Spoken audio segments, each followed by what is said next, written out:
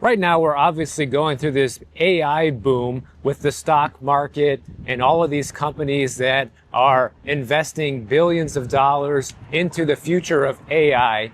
And I've seen a lot of these headlines on YouTube and different news outlets about, I asked ChatGPT something. So I figured I'd put it to the test and ask ChatGPT how it would solve our national debt. And keep in mind, guys, as we go through this, this is not me saying this. These are not my ideas. These are the almighty AI and its wonderful ideas and what it comes up with. And you can let me know in the comments if you agree with it or you think it's total nonsense. But either way, I'm curious to see what it says, because clearly we are spiraling out of control in this country when it comes to our national debt. So maybe AI could be the thing that saves us. Who knows? Well, right now, we have a little over $37 trillion in debt and ticking, and this is going to affect everything in your future, from your retirement to your taxes, your kids' future, your cost of living, you name it. So ChatGPT is going to give us some no-frills answers on what it would actually take to fix this mess, okay? And we're going to be covering things like cutting spending in different departments, realistic tax hikes, and what a balanced budget could look like in the United States. And I know a lot of this right away just sounds like a pipe dream because politicians probably are never going to do something like this. But hey, it's worth taking a listen to. Maybe they should be watching this. So in a nutshell, this is how the government works, okay? The government collects money through taxes, and then they spend money through different programs, and then there's a gap between the two, which is the deficit. And we are continually increasing what that deficit is. We're always constantly spending more than we're bringing in. And that's how we got to the situation that we're in right now, combined with a lot of money printing and quantitative easing that's gone on over the past 20 years or so, ever since the great financial crisis.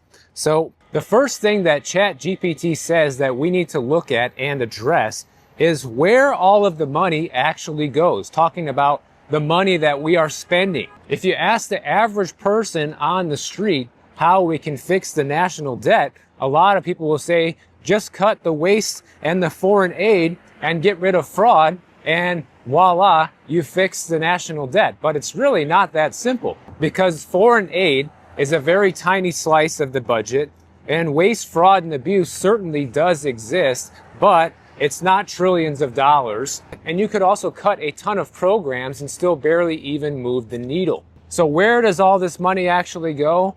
Well, really, it's the big three, guys. The big three is Social Security, Medicare and Medicaid, and the defense budget, and now most recently, the interest on the national debt, which is going to be over $1 trillion a year now at this point. Completely unsustainable. And by the way, anybody who's curious, I'm walking along Indian Creek Drive today by the Intracoastal Waterway. So if we are serious about solving this national debt issue, then you cannot protect every single entitlement program out there, and you won't be able to get away with just taxing the rich. That's not going to be good enough. And every generation alive today and in the future is going to have to make some sacrifices and feel some financial pain from this. So any politician that claims that they can fix the national debt and nobody's going to even notice, no one's going to feel anything from it, they are lying. So in reality, that leaves us only 3 levers to pull in order to fix this. You can spend less, you can collect more in taxes, or you can grow the economy faster so the debt becomes smaller relative to GDP. And every time we consider a plan to fix our national debt, it needs to be some sort of combination of all 3 of these in order for it to work. So ChatGPT is going to give us a realistic plan on how to get out of this mess, okay? It's not going to be painless, but it's realistic, something that we could actually do if we wanted to. And of course, not everybody is going to agree with some of the things we're going to talk about here, but all of them are going to be necessary. So let's start with cutting spending. That's a big one. That's something I always talk about here on the channel, actually. And it says that the big misconception is that you would have to just cut spending dramatically right from the get-go, like 40 or 50% reduction in the amount of money we spend, which it says that would be a bad idea. It would be an absolute disaster for the economy.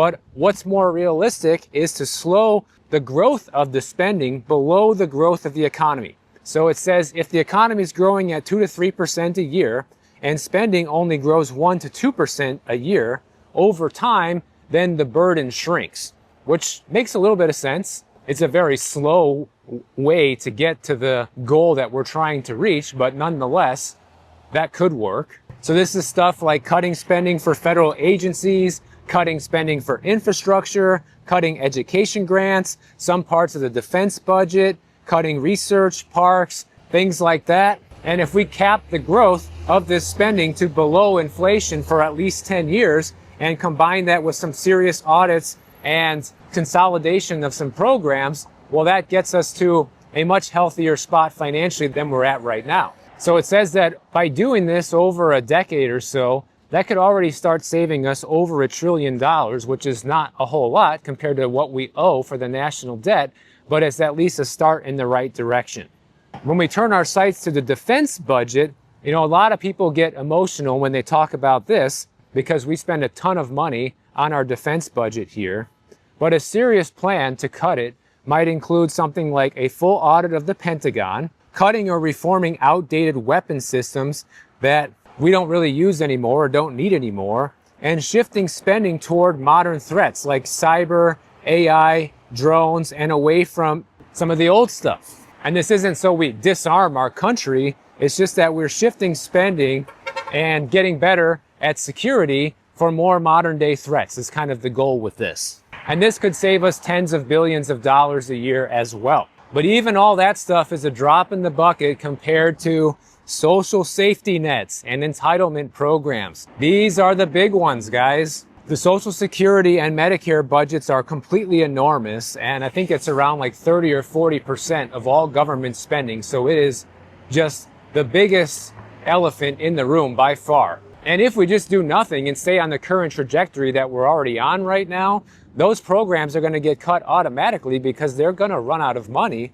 most notably Social Security. That is the ticking time bomb, and it will run out. The current math says there's not going to be enough to pay full benefits within less than 10 years from now. So then the question just becomes, do we make small, gradual changes to these things right now, or do we wait for everything to become apocalyptic and be forced for it to all come to an end anyhow? Because that's kind of the direction we're moving in right now. Nobody wants to touch it. None of the politicians want to do anything about the spending and how much money goes into these programs. So if we just keep headed down this path, then it's all going to explode in our face anyways. But ChatGPT says what we should do is gradually raise the full retirement age for younger workers, say if you're under 40 years old, by a small amount over many years, not overnight. It says to adjust the benefit formula so higher income retirees get slightly less growth in benefits while lower income retirees are protected. It also says consider using a slightly lower inflation measure for cost of living adjustments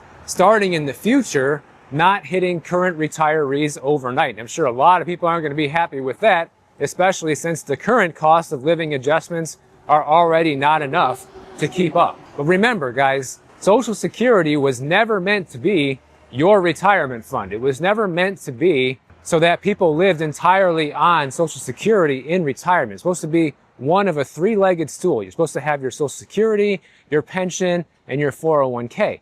And obviously, a lot of people don't have a pension anymore, and a lot of people don't even have a 401k because they never saved anything when they were working.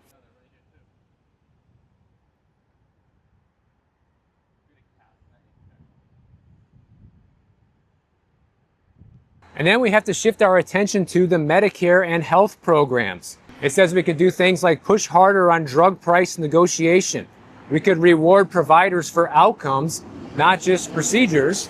And you could have higher premiums and cost sharing for high income seniors while protecting lower income ones. And it says right here that spending on healthcare is a huge inefficiency that we have in the United States compared to a lot of other developed nations. And just fixing that one inefficiency could end up saving us trillions of dollars over time. I don't know about you guys, but so far I think this is some pretty smart ideas that it's coming up with. Who knows, maybe AI could save the world after all. Now we gotta talk about the part that I hate the most, which is taxes, okay? Here's what it says we should do about taxes. slightly higher top marginal rates on very high incomes, not the 90%, but the top 10% of households, and raise that a few points higher than it is today, close the loopholes that let very high earners report most of their income as capital gains and carried interest, and have a minimum effective tax rate at the top. So if you make over a few million a year, you pay at least X amount, no matter how clever your accountant is.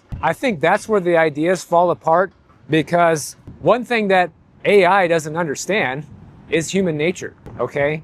And if rich people are not being treated well financially, guess what they're gonna do? They're just gonna move. They're gonna leave the United States. Already a ton of them have been doing it now. So the moment that we start taking too much of their money, you better believe that they're gonna bail and go somewhere else where their money is treated better. You know, money always goes towards where it's treated best. And it's gonna be no exception with this. It also says that we should raise the capital gains rates at the very top, closer to ordinary income levels, and possibly have a small surtax on extremely large inheritances or estates. Well, we already do have estate taxes, but it says we shouldn't have a system where workers pay higher rates than some billionaires. That's not sustainable. And I do kind of agree with that sentiment. However, like I said, it doesn't understand human nature, and the money will move to where it's treated best. That's a guarantee. And also, billionaires might have a smaller effective tax rate than the average Joe, but they're still paying far more in taxes than the average Joe. They might pay $300 million a year in taxes personally, which is far more than the average Joe would even pay in their full lifetime, you know? And then we need to look at corporate taxes. Corporate taxes combined with a true minimum tax so that giant companies can't show massive profits to shareholders and then report basically no taxable income. We have to also crack down on the offshore games that shift profits to tax havens. A lot of major companies are guilty of that one for sure.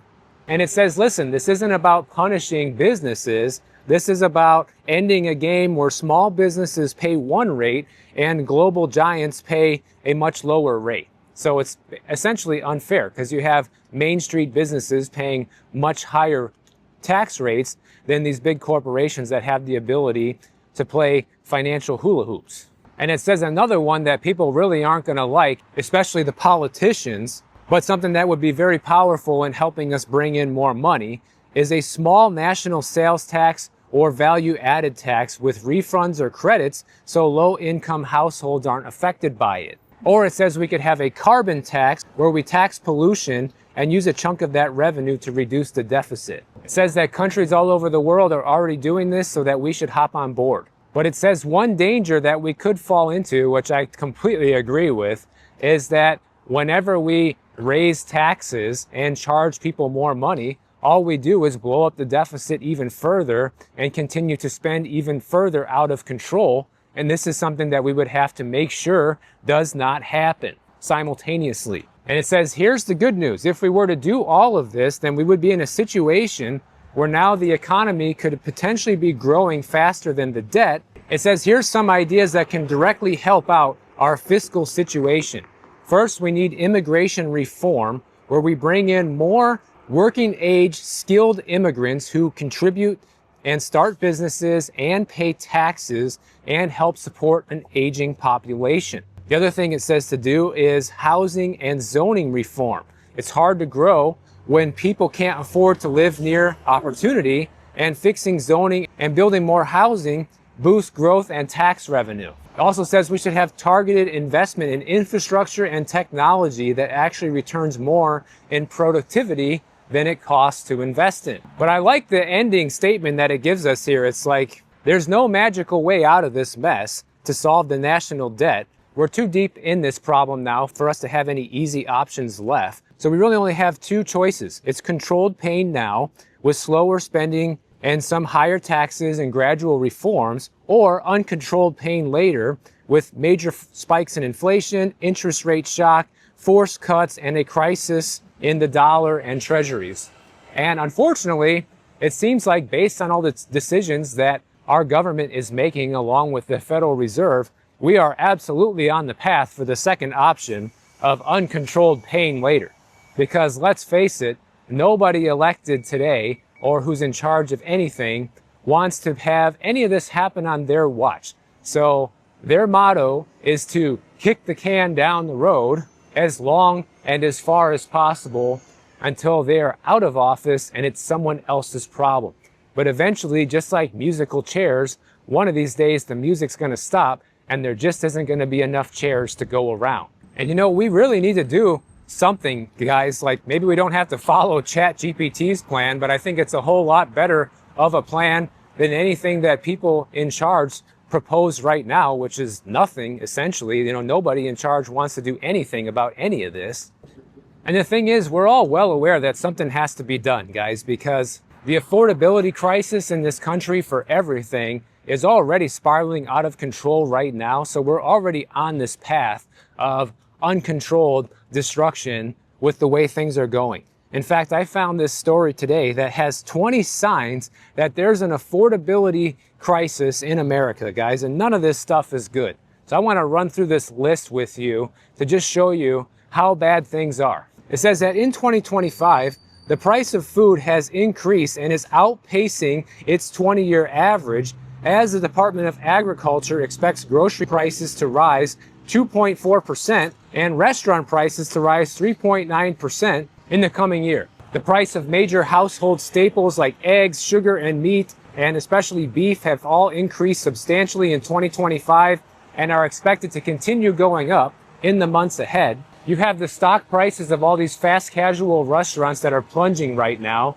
Chipotle's down 44% year to date.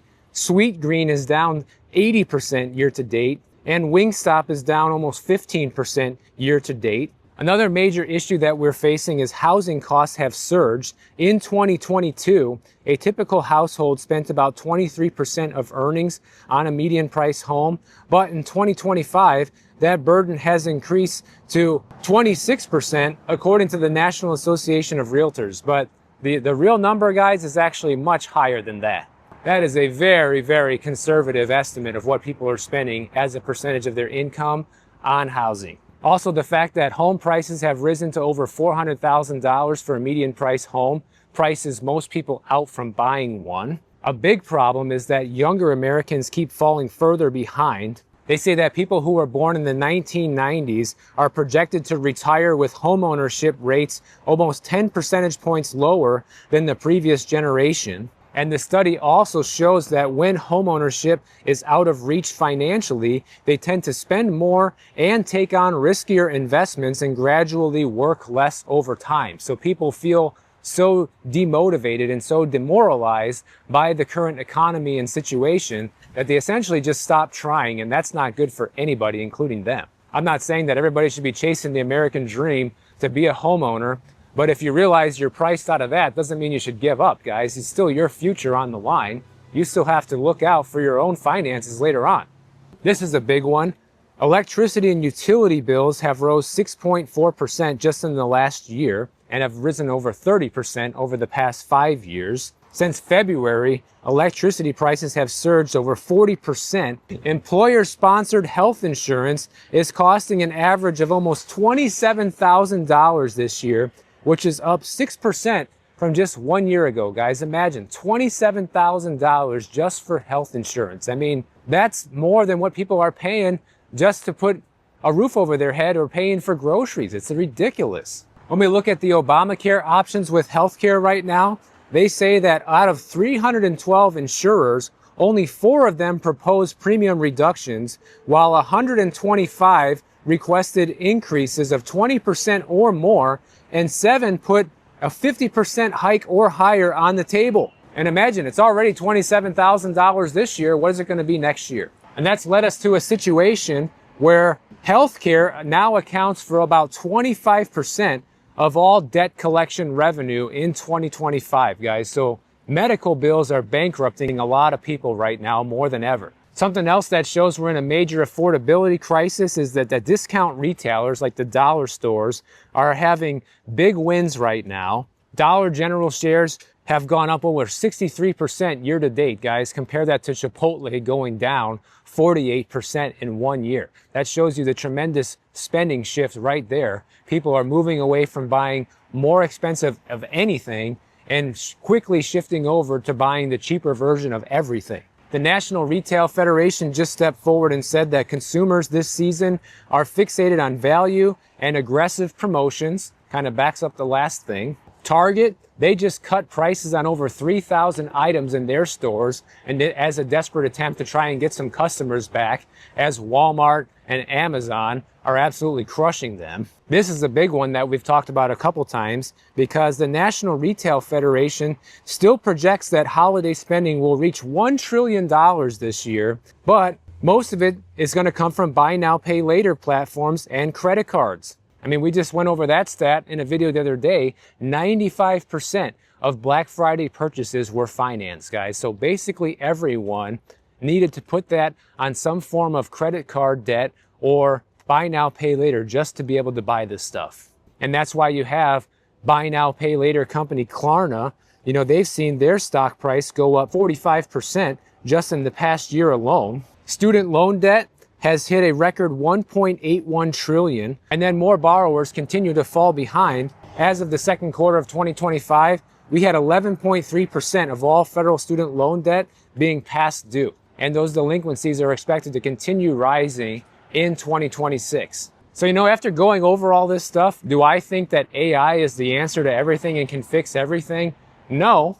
But I do think it did have some solid suggestions, but unfortunately, I don't think you're ever really going to see any of this play out, guys, because one thing that we know for a fact is politicians are not going to commit political suicide. They would rather go down with the ship than propose any of the changes that we just talked about.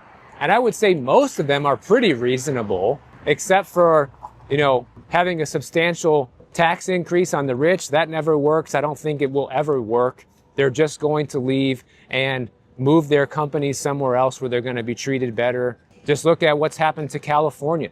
You know, California thought they could tax all these companies and have the strictest regulations in the country. And what has happened? So many of those companies have left the state to more favorable states where they're treated better. And I have no doubt we'll see a repeat of that if they try to get too aggressive on taking all the money away from these people. But other than that, I think a lot of these ideas were solid when it comes to, you know, pulling all three levers at once, reducing spending at the same time, increasing taxes a little bit, which I hate taxes. I'm not in favor of increasing taxes, but it just might be the most realistic solution to get out of this mess. So let me know what you guys think about all this in the comments. And if you enjoyed this video, make sure you subscribe to the channel. And if you don't want to wait for my next video to come out, check out this one on the screen right over here, and I'll see you in the next one.